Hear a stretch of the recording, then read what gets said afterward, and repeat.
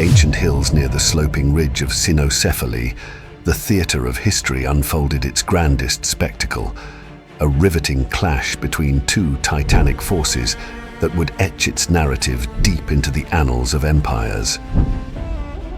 In this symphony of war, Flamininus, the seasoned Roman commander, squared off against the formidable Philip, the Macedonian king, casting the Thessalian hills as the dramatic stage for their epoch-defining confrontation. Flamininus orchestrated a powerful field army, comprising 2 Roman and 2 allied legions, totaling approximately 20,000 seasoned legionary infantry. This core force was accompanied by 2,000 velites, 2,500 equity cavalry, and an impressive unit of 20 war elephants guarding the flanks.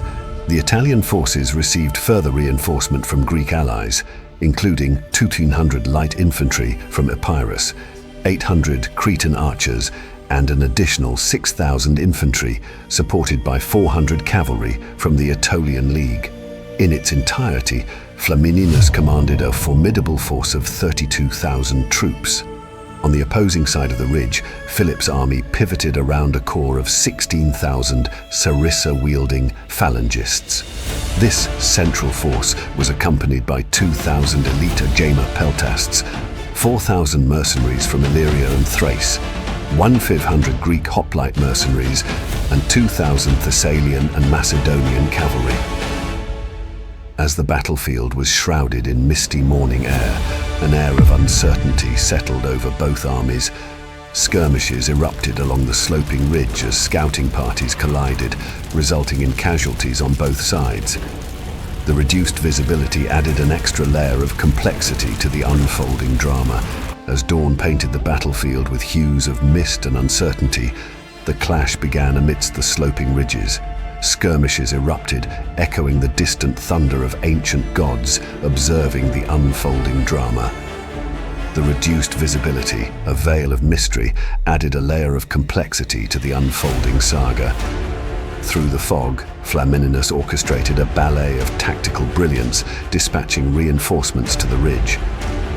The pendulum swung briefly in favor of the Romans, a fleeting moment that Philip countered with reinforcements of his own, tipping the precarious balance in his favor. With the rising sun banishing the mist, Flamininus confronted the apparent defeat of his forces. Yet, undeterred, he stood as a beacon of leadership, rallying his troops with oratory that echoed through the hills. Past victories were invoked, instilling a renewed sense of purpose. The two armies, cognizant of the proximity of their adversaries, deployed in a symphony of battle formation. Philip's phalanx descended the slope, a relentless force clashing with the unprepared Roman left, forcing them back against an overwhelming tide. The arrival of Nicanor's larger contingent on the ridge painted a more intricate stroke on the canvas of conflict.